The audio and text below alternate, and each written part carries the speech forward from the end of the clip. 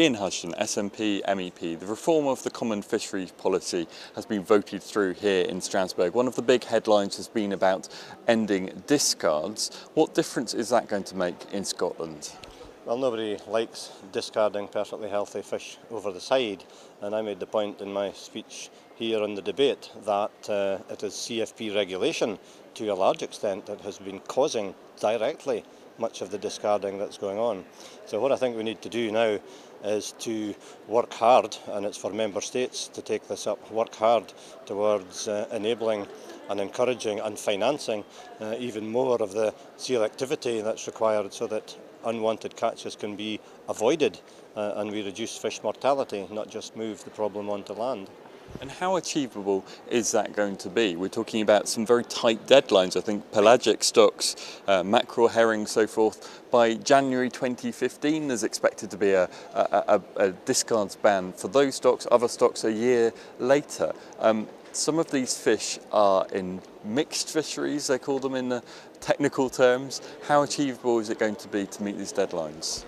Well, the pelagic stocks are relatively clean in the fisheries sense, whereas the bulk of our whitefish catches around Scotland are mixed, and that is a significant problem, and that's why I'm calling for a sensible and measured approach, and an approach which allows for fishing nations like Scotland to do what's necessary and what suits the particular fisheries concerned, rather than the failed one-size-fits-all approach that we've tried for 30 years and we know doesn't work.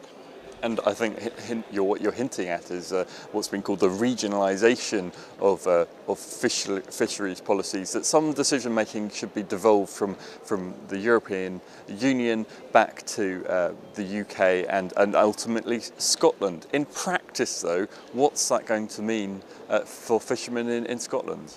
Well, we heard here a rapporteur who's led on CFP reform call this package a foundation. And that's what it is in terms of regionalisation. It does allow and it specifies that member states shall be empowered, member states shall be encouraged to do various things that they haven't been able to do in the past in terms of the detail of fisheries management. Now, over to member states. Please, member states, take advantage of this opportunity to build upon that foundation and to structure a truly decentralised decision-making system. The opening is there, but member states are the ones who are empowered, and that's where, of course, it will be very important and a very interesting opportunity for Scotland to become a member state soon and in time to take part in the deconstruction of the CFP through meaningful regionalisation. And even if you don't get a yes vote for independence, could this regionalisation idea mean something concrete for the way fishermen go about their business in Scotland? In other words, will something change because of all this? Well, it's up to member states. The policy that we have just approved, and member states have signed up to it too, enables member states to take certain actions. So for as long as we have the situation where the UK is our member state for this purpose, then the responsibility is very firmly upon the UK government to take that opportunity, to build upon it for Scotland's fishing communities and to put action where their mouths have been up to now, because they have said that they support this in principle. So let's see action, let's see meaningful decision making more locally so that we can tailor regulation to the realities on the fishing grounds and not try to return to the one-size-fits-all packages that have been so disastrously bad and unsuccessful up to now.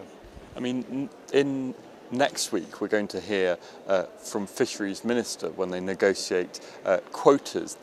Those kind of annual talks have been much criticised. Are we going to see after next week, will they be the last of these annual decision makings, or is that also going to remain? Well, I fear that this may not be the last of the corridor negotiations and the wheeling and dealing that goes on in terms of quota setting, but the intention, at least in the long term, is to move more towards multi-annual planning.